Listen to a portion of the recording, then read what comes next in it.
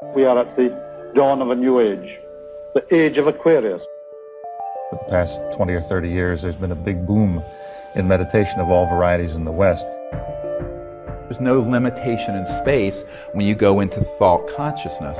So that's where the meditative state is so key.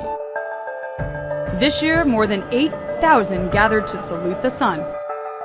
The sun is very, very much more than it appears to be. It is actually a generator of energy, knowledge, information. When you transcend, you go beyond thought. You just experience pure consciousness. Consciousness is all possibility. It is all potential.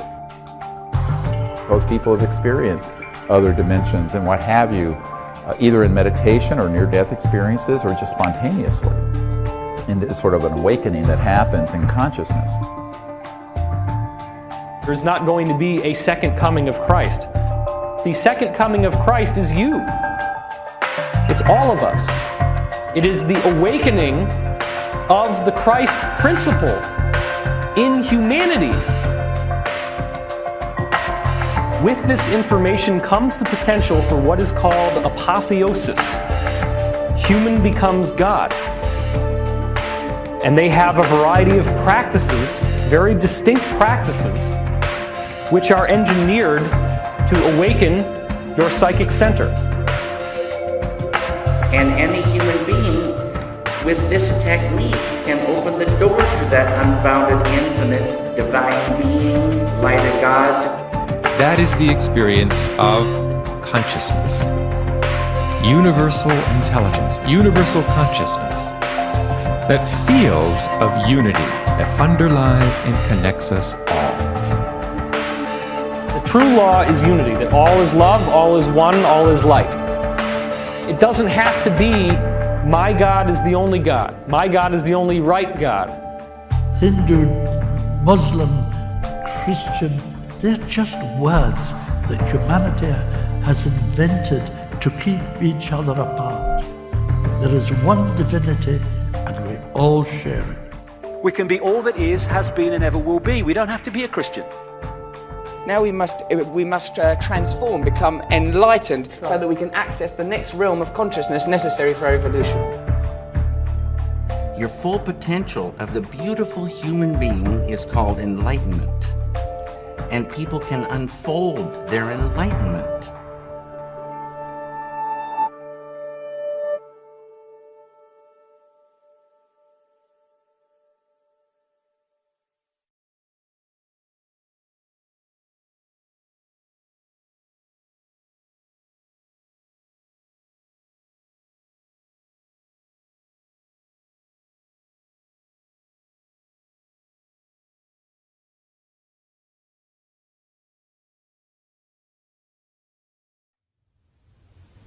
This is right here in the Lucius Trust library located in London, directly next to the United Nations Center as well.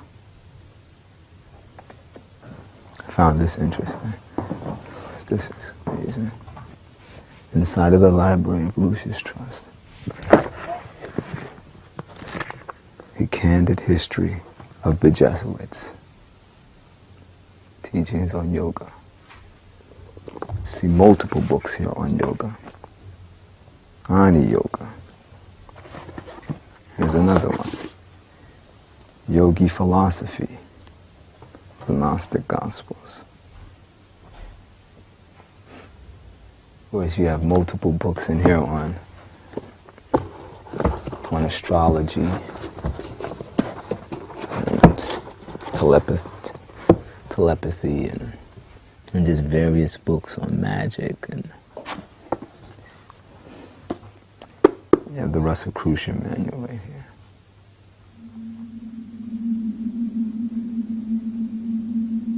All of these ideologies are in harmony with the Theosophical movement. They're all in harmony with spiritualism. This generation of 2017, you are watching things transpire at an unbelievable pace.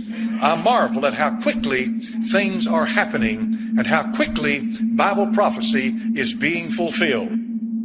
This is heavy-duty stuff. This is what we were warned about in the Bible.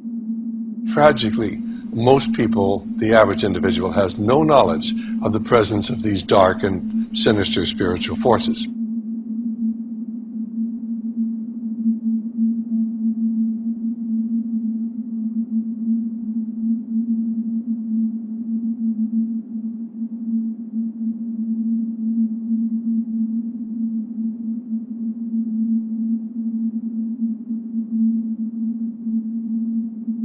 We're seeing these gods returning to the earth and bringing with them the wisdom of what they have been trying to help us with all along. We are saving and will be saving ourselves with the help and the inspiration and guidance of our elder brothers, the Masters of Wisdom. These are the masters as foretold by H.P. Blavatsky through the Theosophical Society and her writings. The masters in the hierarchy you are now saying are present in some numbers in the world. On our planet, the masters have been esoteric, hidden away for thousands and thousands of years, and they're now beginning to come back into the everyday world.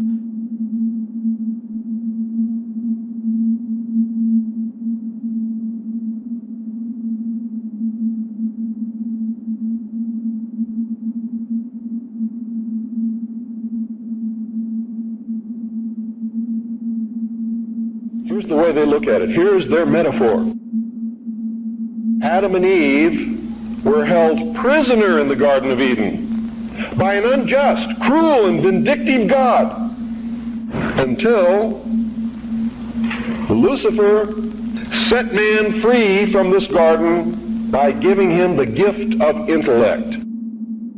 Lucifer, Satan, your devil, he is our Savior. He is the one that saved humankind and allowed us to come into our power and freed us from slavery that the God, Jehovah, Yahweh, Yeshua, whoever you worship, whatever name you want to call him by, the slavery that he was trying to subject us all to, Lucifer freed us from that. So he is the real Savior of mankind. Lucifer is the real Messiah.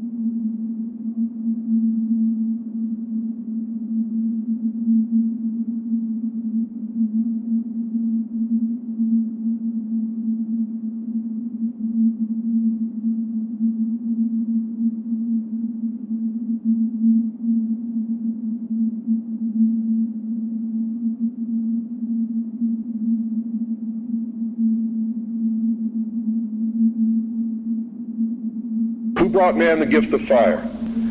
Prometheus. Who was Prometheus? Lucifer. What was the gift of fire? Knowledge, intellect. Through the use of intellect, man will conquer the earth, will conquer nature, and will himself become God. It's taught in every Masonic temple in this land. Every secret brotherhood, every secret society, every mystical temple, every occult organization teaches the Luciferian philosophy. Did you just say that you are Lucifer? I am Lucifer. Okay, define Lucifer for me. Pure, virtuous, wholesome, innocent individual that's out to help people. Lucifer is? Yeah. Now, is he the Lucifer that God created? That's the same one. See, this is what a Mason confesses, is that Lucifer is light. This is what they teach in the lodges, that if you perfect yourself as the temple of the God within and become Christed, you've all heard this in the New Age movement, you too can become God. Lucifer, Satan, is currently trying to organize a massive movement that we are all capable of being our own gods and goddesses in our own right.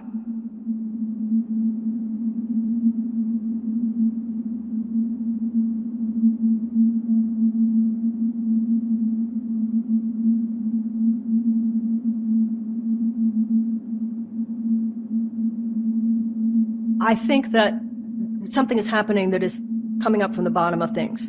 This is an international, it is not centered in any one particular part of the world. It is not centered in one particular ethnicity or anything else. It is coming up from the bottom of humanity. And I think that there is more of an awakening. We are also granted the gift of experiencing an expansion within our own consciousness. Consciousness itself is God. Individualism is a material, sensorial, biological notion which we can conquer through the expansion of consciousness. We have an obligation for the evolution of our species. Most people see themselves as separate from the world, from the universe. But that is actually an illusion. What's evolving is consciousness. Consciousness is the thing that's evolving and creates, and it expands in every way it can. And that's where we're heading. I love what you said about the evolution of the next consciousness, that we're just here to push up. It's not just, I think, therefore I am. It's, I am, therefore I am. I am all that is, has been, and ever will be. I just am. I am the force with no name and all names. I am all things and I'm no things. I'm everything and nothing. I'm everywhere and nowhere. Because I am all that is, therefore I'm all possibility. We all rejoice as one when any of you find your center and more of what our desire to see mankind do, to be enlightened within themselves. Your consciousness at the very depth of yourself is all the wisdom, all the inspiration, and all of the love that you would ever need or want.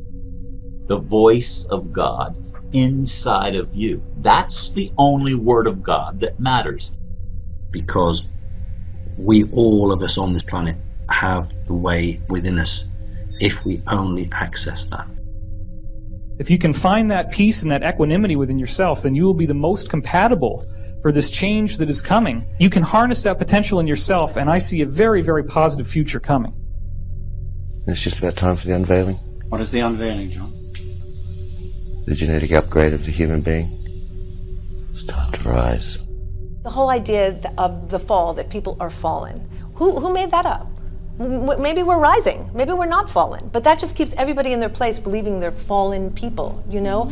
And I think if we actually kind of pulled out from that thinking and saw, just really reframed who we are and reconceived who we are, like actually we're rising people, not fallen people. This is what the so-called second coming actually is the awakening within each and every one of you of your own Christ consciousness, your own Buddha nature, your own Krishna spirit, your own holy Wavoka. You have power. Exercise it. There's no messianic return. It's a consciousness awakening that's happening in each person. This is a future that we create. So religion's out. If we are going to be conscious, then religion's gone. Because we are amazing, infinite, eternal genius. We'd all love to be gods, wouldn't we?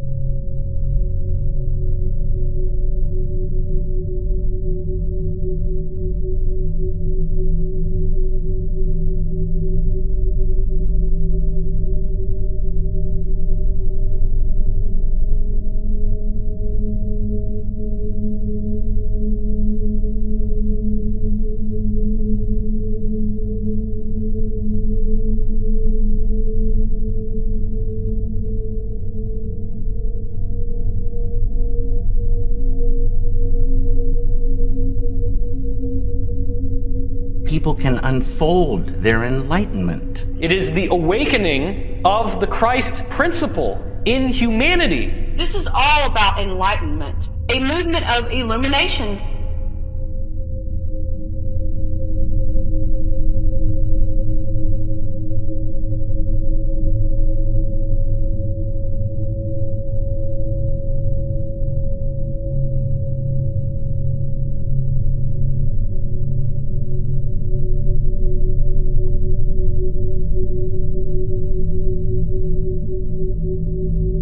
have to tell you this, and you may think I'm nuts if you want to, but this is the truth. Either these men are following the book of Revelation, just like a plan, and bringing the prophecies in there to pass, or there really is a God, and what he said was going to come to pass is coming to pass. There has been an awakening. Have you felt it?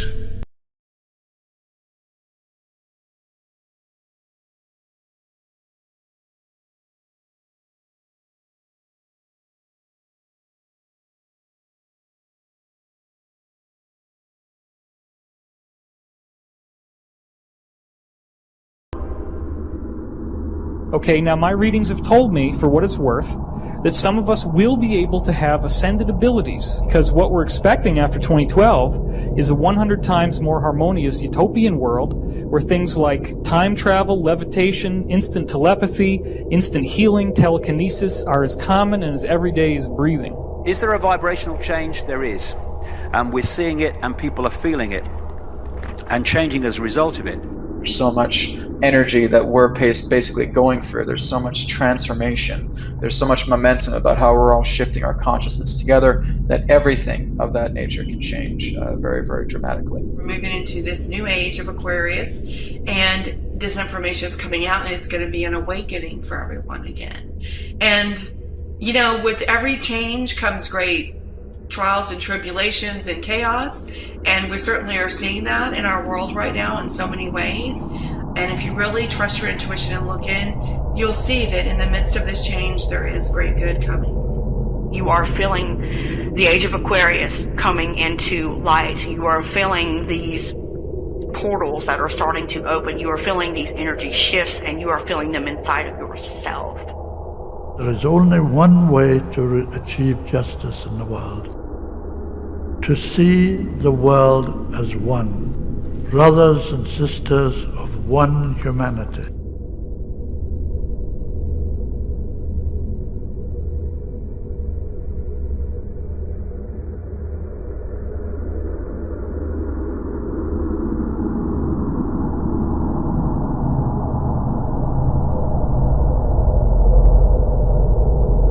Millions of people believe that on December 21st, 2012, a new astrological age began that would see a sharp rise in human consciousness and spiritual awareness, and during which a peaceful global utopia would finally begin to come to fruition. This is the enlightened society that philosophers and spiritual thinkers the world over have been longing after for centuries. Over the past 100 years, a spiritual movement has gained global influence in raising interest and awareness of this new age, and has been very successful in bringing together the various spiritual and religious traditions of the world under one common banner, known as the New Age movement. In his book, The New Age Movement and the Biblical Worldview, author John Newport concisely describes the essence of the New Age movement. A person's initial impression of the New Age movement, he writes, is of an eclectic hodgepodge of beliefs, practices, and ways of life. The mysticism of Buddhism, Hinduism, Islam, and Taoism enters the picture. So do elements from pagan teachings, including Celtic, Druidic, Mayan, and Native American, and an exceedingly wide range of practices: Zen meditations, Wiccan rituals, enlightenment seminars, management training, wilderness events, spiritual therapies, and forms of positive thinking also fall under the New Age rubric. However, we find that underneath all of this variety is a remarkable constancy, again and again, turning from practice to practice, from publication to publication. Indeed, from country to country, one encounters the same or very similar ideas about the world and the people of the world, the problems and the solutions. As spirit guides speaking through well-known New Ager Shirley MacLaine have put it, if everyone was taught one basic spiritual law, your world would be a happier, healthier place. And that law is this: everyone is God. Everyone. The New Age is the age of Aquarius. If you know your zodiac, the new world is going to take effect inside of the New Age. And the whole idea of the New Age, and it's working perfectly for the Aquarian age, is a deception that's coming. And the deception is self-worship and self-enlightenment. This godlike state that I'm talking about, they call it through these ages. They have many different names for it. The Japanese call it Zen. It was called Nirvana. It's called God consciousness. It's called Gnosis. And this spiritual enlightenment, you're going to see it come. It's already mainstream in America. It's going to become everywhere. It's going to be just like the Green Movement. they're going to lead you down this path of deception that you can become like a god. Now, where did this all originate from? It originated in the Garden of Eden with the tree of knowledge, the apple. You know, Lucifer said, if you eat of this apple, you will have knowledge between good and evil, and you will become like God. And that's the goal. They want people to think that they can become like a god.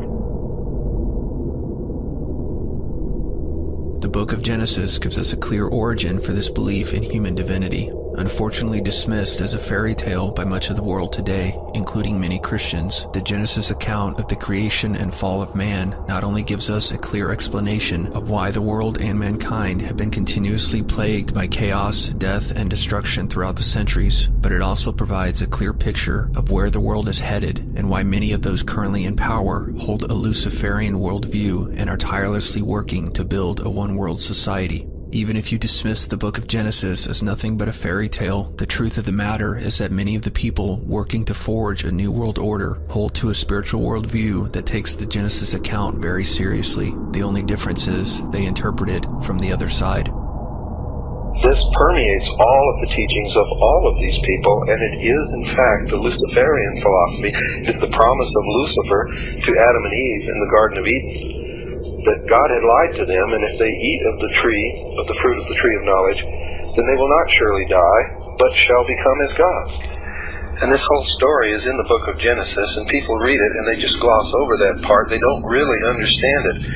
They don't really realize what was happening there.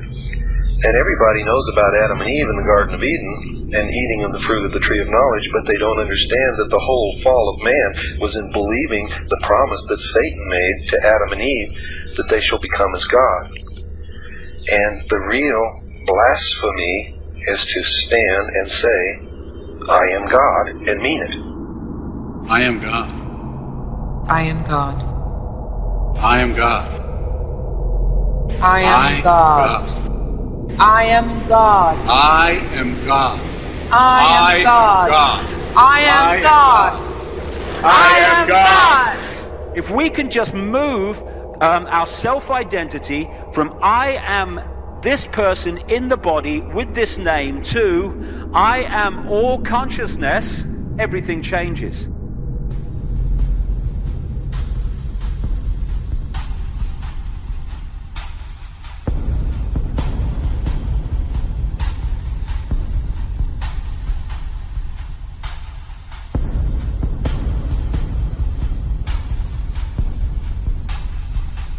Ever since his fall from heaven, Satan has attempted to steer mankind away from God with the temptation that they themselves can achieve godhood. This is what he ultimately accomplished in the Garden of Eden.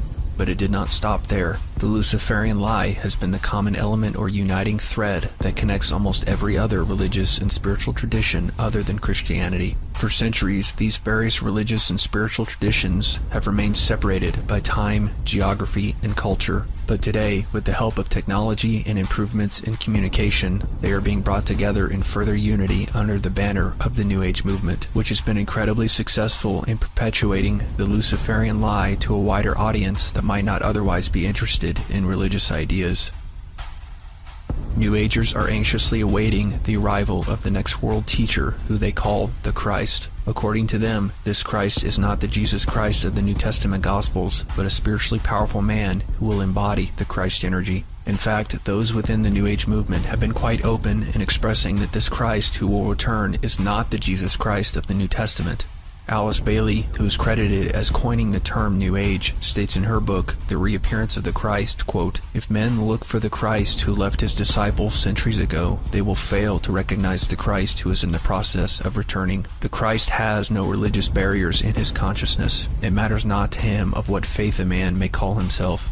It should not take a trained Bible scholar to see that this Christ of the New Age is the Antichrist, who the Bible teaches will be the literal incarnation of Satan or Lucifer. And as we get into further detail about the New Age movement and the coming kingdom of the Antichrist, you will learn how many of the leading figures of the New Age movement in fact honor Lucifer as mankind's intellectual and spiritual savior and look for guidance from an ascended being they call the Lord of the World, the very title that Jesus Christ and the Apostle Paul use in the New Testament in reference to Satan. The coming of a Luciferian Christ and the establishment of a global utopia coincides with the Apostle John's vision in the book of Revelation about the Antichrist rising to power in the last days during a time of great tribulation to bring a false sense of peace and security to the people of the earth and proclaim himself to be God. But the Antichrist cannot simply appear. A great deal of work must be done to prepare the way for his coming, and the human race must first be conditioned to receive him as their own. In fact, New Agers themselves insist that in order for the next world teacher to arrive, humanity must first unify as a global family and be initiated into the new age of Aquarius. Rooted in centuries of pagan and occult practices, the process of initiation is central to the New Age. Simply put, initiation is the process of the human passing through increasingly higher stages of evolutionary development as they tread the path towards spiritual perfection and attaining Christhood. Alice Bailey, in her book Initiation, Human and Solar, defines initiation as, quote, the process of undergoing an expansion of consciousness. This is the essence of the New Age movement. We are also granted the gift of experiencing an expansion within our own consciousness. You can conquer through the expansion of consciousness. There's so much momentum about how we're all shifting our consciousness together. It's a consciousness awakening that's happening in each person. This New Age initiation is symbolically represented today in the rites, ceremonies, and degrees of Freemasonry, and the initiation of humanity is coming to fruition through the popularization of yoga and meditation, occult practices which are intended to awaken dormant powers lying within the self. All of you, stay regular in your meditation, and you will unfold your full potential, and you will become a force for peace in the world. We have to move to another level of consciousness, and then this world can change. That's why you go into deep states of meditation. There's silence. The real power is for you to get up in the morning and you meditate and you prayed, and just Spirit directs you where to go and what to do, and Spirit will direct you. We need to move right into the quantum realm where assignments are given through inner guidance. The popularization of these practices is not merely a trend. The initiation into the New Age is happening in a real and official capacity in our world today. As you will learn more about later in this video, the Lucis Trust, founded by Alice Bailey, is working with the United Nations to expand their network of light workers around the world and spread the message of spiritual brotherhood and popularize the occult practices of invocation and meditation in order to awaken mankind to its divinity and hasten the return of the New Age Christ and his spiritual hierarchy of ascended beings. There is a mainstreaming of the sort of Enlightenment impulse. It's kind of fun going through history and seeing how things that seem weird or New Age or fringe or whatever 2-3 decades later are being discussed at Harvard.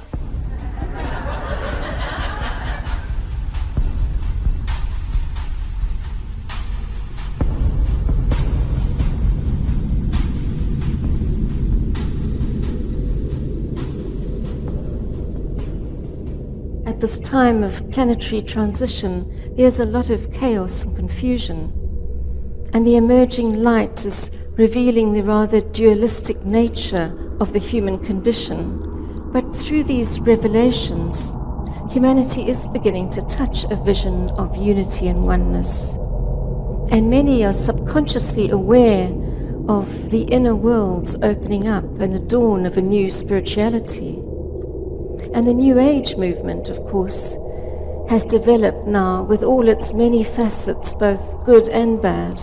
And at the heart of this movement is the idea of a new world based on love and sharing. And it's only when we've developed that ability to see whole that a planetary healing and a truer understanding of our destiny as a planetary light bearer can occur. And as light continues to descend on Earth, we see a rapidly growing interest in meditation and visualization techniques. And as more people start working in meditation and mindfulness and concentrated thinking on areas of human development, the world is steadily filling with light. Focus the consciousness as high as possible in the mind. Okay, so how do we get access to that? Our genius, so to speak. The answer is in finding moments of presence and stillness. And what that means is basically stopping the thinking mind. To actually create an opening is finding that dimension within you of stillness, the state of Zen, maybe. To have access to the deeper part of who you really are requires thoughtless awareness. And this is something that even Einstein spoke about. Stillness in the body and in the mind. That's what meditation traditionally is. Properly understood, it is a technique to pull the awareness from the outwardly directed senses powerfully within, to experience deeper levels of mind, simpler, quieter, more unified levels of the thinking process, and then slipping beyond thought, that's where the transcendental comes in, beyond thought altogether to experience this universal unity at the basis of mind and matter. So we can access neurologically in our own minds the unifying field of creativity from which all energy and matter has come, perhaps even the cosmos and universe itself. Is that what you're saying? That's right.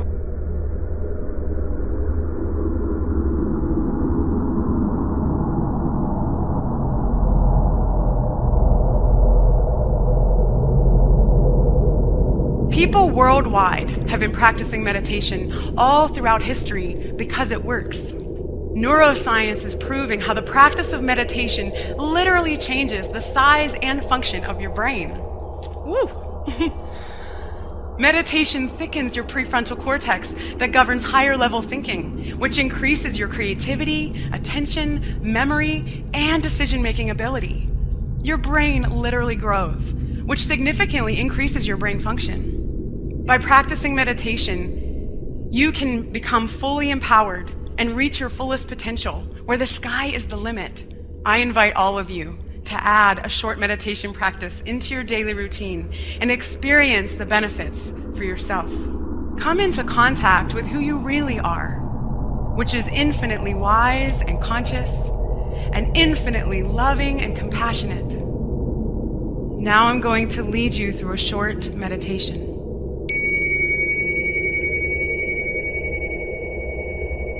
These 10 and 11-year-olds are focusing on their breathing and learning to let go of any destructive thoughts.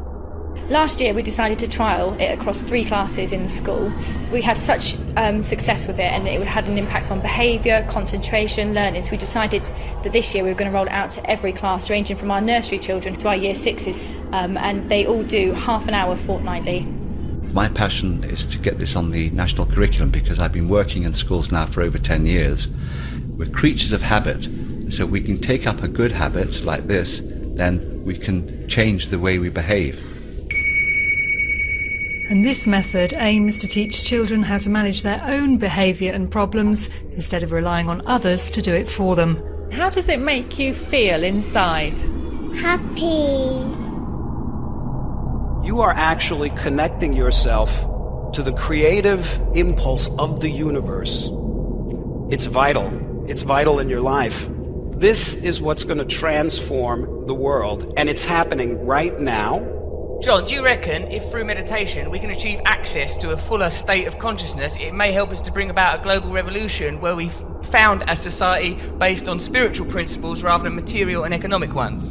It's the only way. If we are all one at our core but don't see it, that bringing that unity from within to the surface of perception and understanding, that is a transformed world. That is a unified world. That is a peaceful world. That's and important. A side effect of what we're doing. I see. So through this we can achieve awareness of the unity that exists between all of us, that we are unity. Distinction, nation, religion, creed, these are all illusions. We're building our lives around illusion. If we know something to be true, then we should build our culture, our societies, our faiths, our institutions around that truth, and unity will be an inevitable consequence of that. We'll build a utopia, a blissful utopia. Humanity is indeed being further initiated into the New Age. Not only are the practices of yoga, meditation, channeling, and invocation becoming more commonplace and everyday, but across the political, religious, and cultural spectrums, people of great influence are calling for the unification of humanity, urging people to drop their religious and national identities and to come under the banner of universal brotherhood and spiritual interconnectedness. Alice Bailey, confirming that this unification of humanity is also part of the initiation into the New Age, stated, quote, "Each initiation marks the passing of the pupil in the hall of wisdom into a higher class, marks the clear shining forth of the inner fire, and the transition from one point of polarization to another entails the realization of an increasing unity with all that lives and the essential oneness of the self with all selves." According to New Agers, humanity is beginning to unify because we are now in the age of Aquarius. The belief is that as we move further into the astrological age of Aquarius, universal and cosmic energies are being activated and released, and that humanity, as being one with the universe, will begin to feel these energies too. These energies will fuel the physical and spiritual evolution of humanity as it becomes more and more aware of its innate divinity and of its potential to reach newer, more godlike levels of consciousness. This realization of human divinity will be the main motivation for the people of the world to unify in the name of cosmic brotherhood, as humanity finally recognizes its true place within a cosmos bustling with other biological and spiritual life who wish to share in mankind's spiritual awakening. And once the majority of mankind has embraced their own inner godhood and rejected the dogmatic, close-minded teachings of the Bible, the Aquarian Christ will return with a new revelation and help move humanity forward as a united and spiritually awakened family toward a new, brighter, and more enlightened future. The energies of Aquarius, mounting in potency, will draw humanity together and make possible that sense of oneness, of being part of the whole. Each one of us will see, and Maitreya, you will find, will implement this idea, make it powerful in our consciousness that humanity is one, that we are brothers and sisters of that one humanity. So many things are resurfacing, we are moving away from this separation consciousness and moving into unity, oneness consciousness. The solar flares, the vibrational frequency is actually awakening all of us, and we're awakening as one.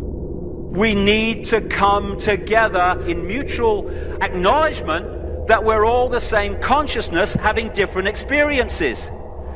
The change consciousness is about oneness, unity of everything. And there is the beginning of a glimmer of a new light. And these energies of Aquarius galvanizing humanity into experiencing itself in this new way, not as separate, but as something, as part of a group, a whole group.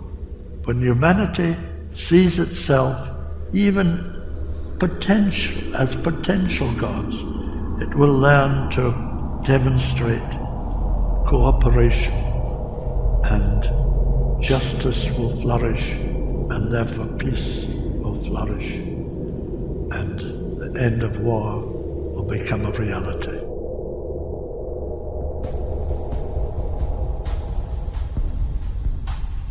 I want to be very clear that I believe the New Age movement and all related spirituality and phenomenon are part of a global deception that will usher in a false age of peace and brotherhood, and that will inaugurate the biblical Antichrist, Satan in the flesh, as the next spiritual leader of mankind. Posing as the peaceful world teacher that all religious traditions have been awaiting, the Antichrist will lead the majority of humanity astray just before the return of the true Christ, who will then, in a final act of reconciliation, destroy the works of darkness and all those who have blasphemously believed that they themselves were God, and who were unwilling to acknowledge their own sinfulness and recognize the true significance of Jesus Christ's sacrifice on the cross. These messages of human divinity, oneness, and global brotherhood are being communicated in ever greater numbers by demonic spirits posing as benevolent angels, ascended masters, and extraterrestrials. If Satan truly is a fallen angel who was hurled down from heaven because of his pride, and who has ever since waged a war against God and mankind, it would be a perfect tactic for this fallen angel to spread his own propaganda, to teach mankind that he was mistreated by God and has been falsely slandered by Christians, and that in the Garden of Eden he was only trying to help or awaken mankind to the godhood that could be his. This is exactly the type of Luciferian propaganda we see consistently throughout this developing one-world spirituality, which proclaims that man is truly divine, and which is insisting upon the development of his higher consciousness and urging all of humanity to let go of their national and religious identities and come under the banner of common brotherhood. In light of what the serpent told Adam and Eve in the Garden of Eden, and what the book of Revelation prophesies about a coming world order ruled by the Antichrist, the satanic undertones of these ideas should be quite obvious. The age that we are leaving at this point in time is the age of Pisces. And according to the mystery religion, we are entering into the age of Aquarius very soon in our future. And to them this has great meaning, for it means the dawn of the new age, the age of the illumined man. The number of the man is 666 in the mystery religion.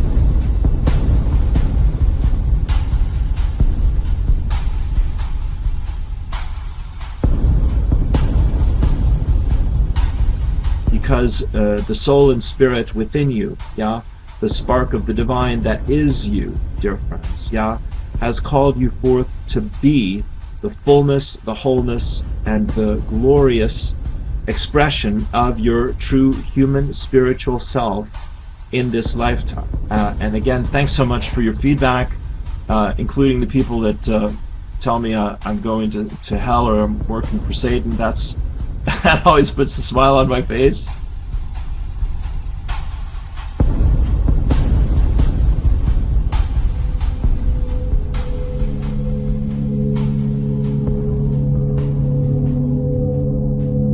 The New Age came right at everybody in 1980 with a book called The Aquarian Conspiracy. The Aquarian Conspiracy basically said, we're here and we're going to make this happen. It's going to take a little while, but we're going to do it. And here's what the author said. Usually at the point of crisis, someone has a great heretical idea. A powerful new insight explains the apparent contradictions. It introduces a new principle, a new perspective. Given the superior scope of the new idea, we might expect it to prevail rather quickly, but that almost never happens. The problem is that you can't embrace the new paradigm unless you let go of the old. If these discoveries of transformation are to become our common heritage for the first time in history, they must be widely communicated. They must become our new consensus, what everybody knows. In the book of Matthew, when it says, while men slept, the enemy came and sowed tares. That's what's kind of happened. A lot of people think that the New Age was something that happened back with Shirley MacLaine. That is exactly what the devil wants you to think of the New Age. It's just Shirley MacLaine running down the beach with crystals or whatever, saying, I am God. And there were a lot of introductions that were made in the 80s, but it's never stopped. It's just become bigger and bigger. But they are no longer referring to themselves as the New Age. They're now referring to themselves as the new spirituality. And many are subconsciously aware of the inner worlds opening up and the dawn of a new spirituality. But the reason spirituality matters is because spirituality gives you a context for rejoicing in the infinite possibilities. In my own career, people used to come hear me say things they didn't already know. Those days are over. We've all read the same books. We've all listened to the same tapes. The very fact that you're where you are, by definition, this isn't that you're coming to something like this to hear something new. We are rather coming to nights like tonight to access more deeply the things which by now all of us already know. I remember when I first came into the faith, a friend of mine, Will Barron, who had come out of the New Age, said that in England, where he was from, all this stuff was rampant. But at that stage, back in the mid-'80s, it was just sort of working its way in through people like Shirley MacLaine and M. Scott Peck, and then eventually the huge force of Oprah Winfrey. But we're now there. We're where things are just exploding all around us, and there's so many things happening that sometimes it's hard to keep track of it. When I was in the New Age, I went to an Edgar Cayce conference. We used to do our daily meditation, and it would start off with Psalm 46:10. Be still and know that I am God. A lot of people think that the New Age is like all these different things. Well, there's a bottom line. And the bottom line is that we are all one because we are all God, because we are all Christ. God is in everyone. I told my wife, I said, these guys are all saying the same thing. It doesn't matter if you're meditating, doing TM in India, or whether you're, watching Oprah. You've got the same bottom line philosophy. M. Scott Peck in that book said, to put it plainly, our unconscious is God, God within us. We were part of God all the time. You've got Shirley MacLaine, and then you've got Oprah Winfrey in 1987 on a show with Marilyn Ferguson, who wrote The Aquarian Conspiracy. She said, what I would recommend is that you read Eric Butterworth's book, Discover the Power Within You. Butterworth talks about the divinity of man over 100 times in that book. And when I was through with the good books in the store, and they had lots of good books, I found another line of books. And the books were by Baptists, Catholics, Episcopalians, Presbyterians, Mennonites. And the books all sounded far more like each other than they did the respective teachings of their respective denominations. We need a transformation. We need to see ourselves as part of an interconnected whole. And I wondered, where were they getting this? I thought for the very first time in my life that maybe I should write a book. And I was going to call it, my original thought was, call it Come Out of Her, My People, the growing apostasy of American religious life. I had no idea I was looking at something far, far bigger. New Agers consistently claim that they don't adhere to any one set of spiritual or religious beliefs. One website defines the New Age as, quote, a free-flowing, decentralized spiritual movement. Unlike most formal religions, it has no holy text, central organization, formal membership, ordained clergy, geographic center, dogma, creed, etc. This is, however, part of the propaganda, for there are far more differences between the many denominations of Christianity than there are among the New Age books and authors which define the parameters of the movement. And even though there is not an officially recognized New Age holy book, like the Bible within Christianity or the Quran within Islam, the New Age movement indeed has very specific spiritual beliefs and authoritative texts. Even the website cannot help but refer to the New Age as, quote, a network of believers and practitioners, the word network implying association, common interest, and common goals. And the site also notes how the New Age movement has brilliantly disguised itself. Quote, their book publishers take the place of a central organization. Seminars, conventions, books, and informal groups replace sermons and religious services. When we carefully listen to what New Agers have to say regarding spirituality and religion, we can hear them consistently preach the exact same basic ideas, often using similar or identical phrases and concepts. For example, New Age gurus and authors consistently encourage meditation, yoga, and searching within, and often speak of inner peace, balance, global brotherhood, and the spiritual path, human consciousness, and the ability to elevate it through collective action and personal meditative practice is also a consistent theme. Indeed, the New Age movement has very specific ideas and central tenets about God, humans, and the world, and for those familiar with its terminology, it is a very easy movement to define and identify. This is because the New Age movement is not new, but is rather a modern-day rebirth of a very specific set of ancient occult teachings. Still, New Agers try to paint their movement as being simply an amalgamation of various aspects from all the world's religions. The truth, however, is that the New Age always rejects the central beliefs of biblical Christianity, especially the notions of original sin and exclusive salvation through Jesus Christ. If the New Age movement truly recognized all religions as legitimate paths to God, as it claims to do, then it would honor biblical Christianity as another spiritual path. But as you will see, many New Age leaders devote much time to deliberately speaking out against the Bible and its presentation of Jesus Christ as the only begotten Son of God and the only legitimate path to heaven. The New Age pushes an entirely different kind of Jesus. Oprah Winfrey, this year, I don't know what the significance was, but she started teaching the Course in Miracles with Marianne Williamson. The Course in Miracles is teaching supposedly from Jesus, channeled through a psychologist in New York City. I was involved in it. I believed it. I did it. And that Jesus it's like the Bible upside down. My guest today is Marianne Williamson. Many of you know who she is because thousands of people every week, poor people and rich people and lots of celebrities, go to hear Marianne Williamson speak in Los Angeles and also in New York City. And what she talks about is based on a set of books. Many of you have heard about them, called A Course in Miracles. Marianne has become a teacher, a leader in the philosophy that I personally know could change the world. He says the journey to the cross is the last useless journey. Do not make the pathetic error of clinging to the old rugged cross. Am I the Christ? Oh yeah, and you are too. There's no sin, there's no devil, and basically the atonement is knowing that you don't need salvation because you never sinned. Atonement is an internal, going to God with our sins. We don't call them sins in a more enlightened perspective, but our mistakes. But it was the consciousness of Moses. It was the consciousness of Buddha. It was the consciousness of Jesus. So what happens is that Buddha and Jesus and Moses and any of the great religious figures, they are doors. There's only one door, and they're all names on the door. That you go through, and then you are taken to that place. Now, that's not Shirley MacLaine running down the beach with crystals. This is heavy-duty stuff. This is what we were warned about in the Bible.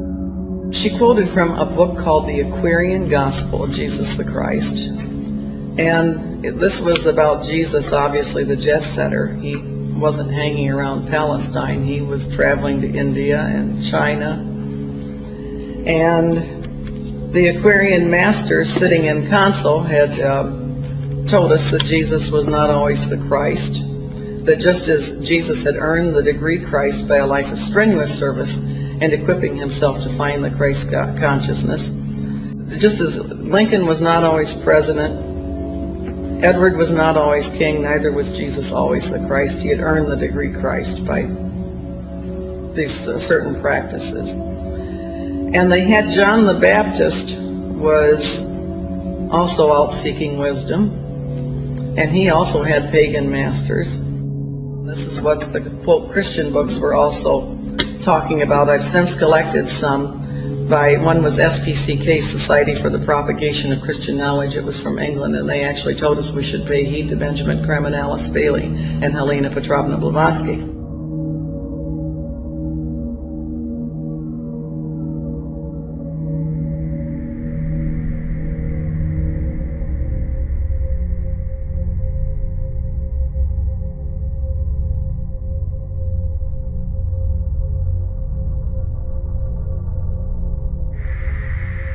Helena Blavatsky and Alice Bailey are the de facto founders of the New Age movement, and their writings are still among the most authoritative and commonly cited texts among New Agers. Blavatsky co-founded the Theosophical Society in New York City in September of 1875. Though it is rarely acknowledged, Blavatsky and the Theosophical Society have had a profound influence on not just the spirituality of the West, but its social and political culture in general. Author Gary Lachman notes some of the prominent figures that have been influenced by Blavatsky. Quote, "For the poet W.B. Yeats, who knew her in her last days in London, she was like an Irish peasant woman, and for the novelist Kurt Vonnegut, writing in McCall's magazine in 1970, she was the founding mother of the occult in America. The poet T.S. Eliot, the artist Wassily Kandinsky, the inventor Thomas Edison, the creator of Oz, L. Frank Baum, and Mohandas Gandhi were only some of the people who over the years sat, figuratively or otherwise, at the incomparable Madam's feet."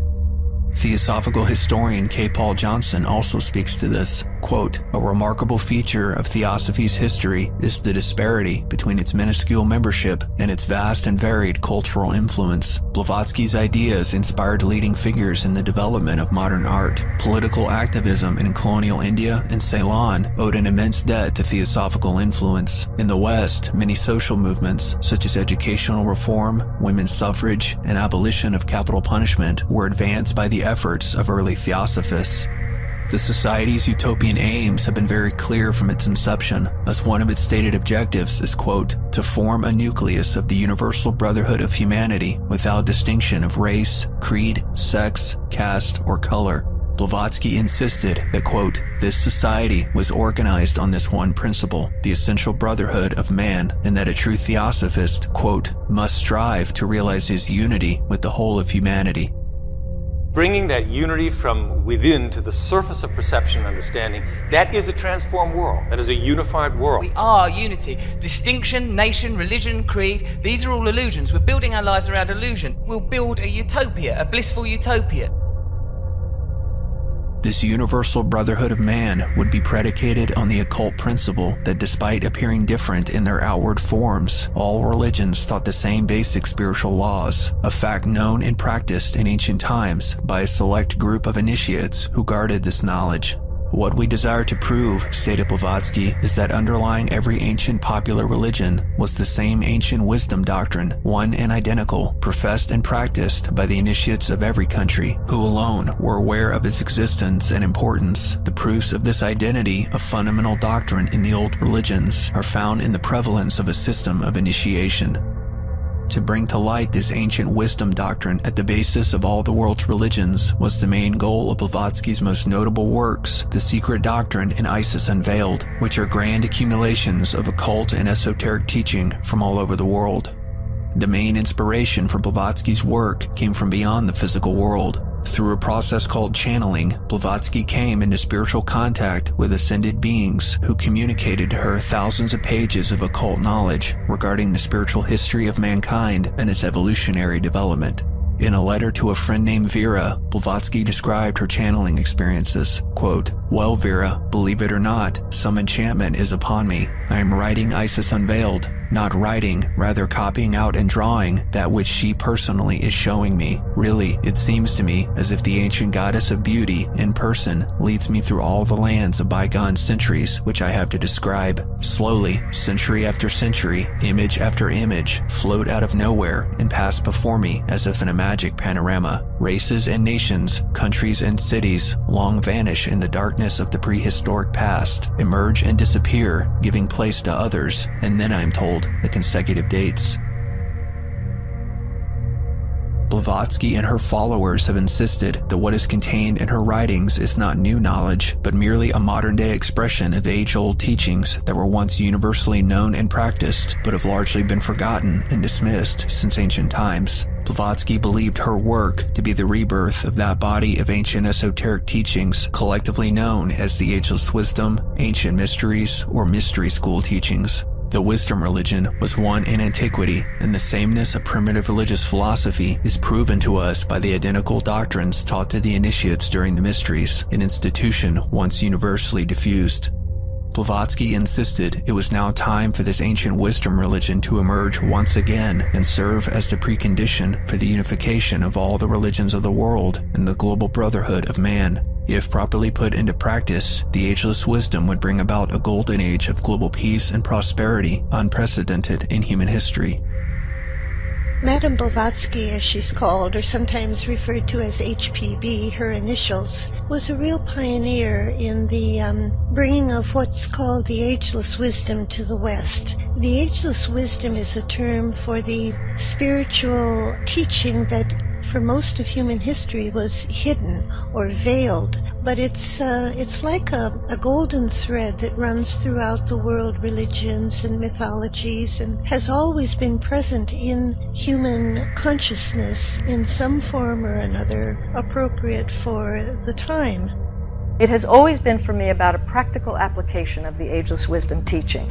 These divine aspects of human nature are the very key to creating a culture of peace on earth, aware of our living inner and outer interconnectedness as never before. We are, of course, the one human family, the one humanity, and we're working with energies of such beauty to take evolution forward to its next step. The biggest hurdle to this goal of a global brotherhood of man was, of course, Christianity, which Blavatsky and Bailey believed had stubbornly clung to the erroneous notions of original sin and exclusive salvation through Jesus Christ. Such teachings, they believed, promoted disunity and hatred. They had no place in a world of peace and were irreconcilable with the ageless wisdom.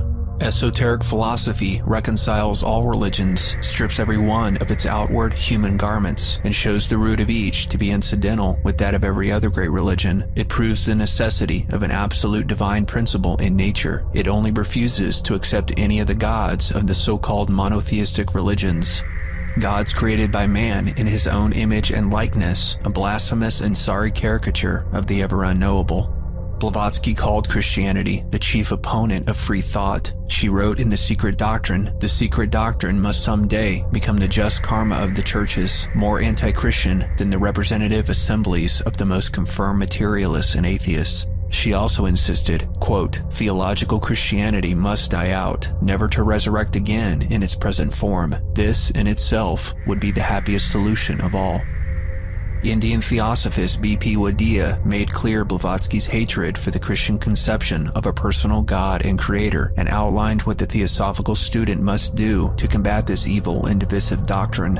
Everywhere in the genuine theosophical books, with great and reiterated emphasis, the delusion of the personal God notion has been attacked. In the 2 volumes of her Secret Doctrine, HPB has exposed the fallacy. They pray to an extra-cosmic and personal God, higher than whom no exoteric worship can ever soar, making the task of the theosophical student most difficult. That task is to preach and promulgate the view that belief in such a God perverts human morals and deadens the action of the mind. To propagate this truth, the student himself has to master it. Unless he meditates on the attacks made in the Secret Doctrine on the personal God notion, he will not be able to get rid of this deeply ingrained acquisition, for it is an acquired and not an innate idea.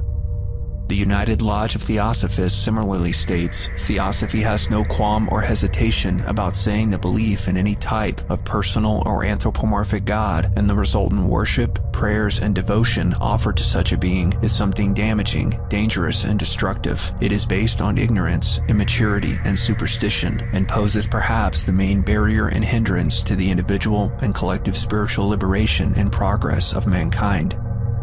Theosophists insist that once the biblical notion of a personal God has been purged from the earth and the ancient mystery teachings exalted to their rightful place, true global peace and brotherhood can finally be established. Indeed, Blavatsky looked forward to the day when traditional Christianity was a thing of the past. If both church and priest could but pass out of the sight of the world as easily as their names do now from the eye of our reader, it would be a happy day for humanity. Universal unity and causation, human solidarity, the law of karma, reincarnation, Blavatsky stated, summarizing the main tenets of the ageless wisdom. These are the 4 links of the golden chain which should bind humanity into one family, one universal brotherhood. Alice Bailey, a devoted disciple of and successor to Blavatsky, also believed that the restoration of the mysteries or the ageless wisdom teachings would bring about a golden age of global peace and unity. These mysteries, when restored, she claimed, will unify all faiths.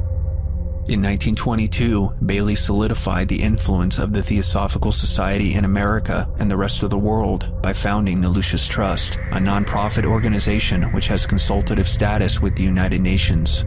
Originally named Lucifer Publishing Company, the trust has been used as a means of publishing and disseminating Bailey's 20-plus volumes on the ageless wisdom. Bailey also founded the Arcane School, an offshoot organization of Lucis Trust, as an education center aimed at, quote, training in New Age discipleship.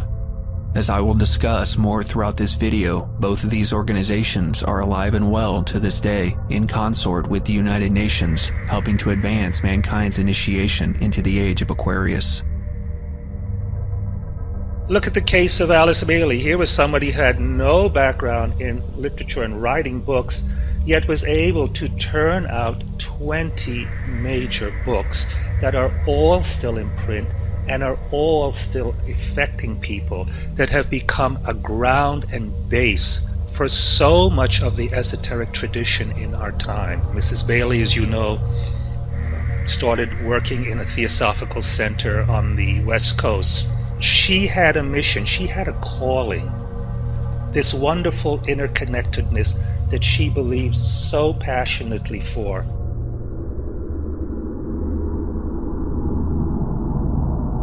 Bailey popularized the idea of the New Age, and she specifically emphasized the coming changes that the age of Aquarius would bring about on the planet, most notably humanity's growing realization of its oneness.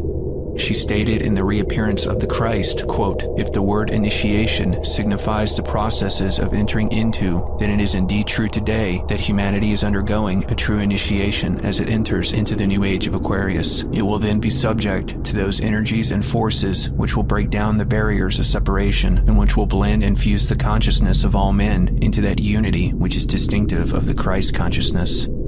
Like Blavatsky, Bailey saw traditional biblical teachings as the main hindrance to the unification of the world, and she was confident that the New Age Christ was adamantly working to reverse the damage caused by centuries of Christian dogma.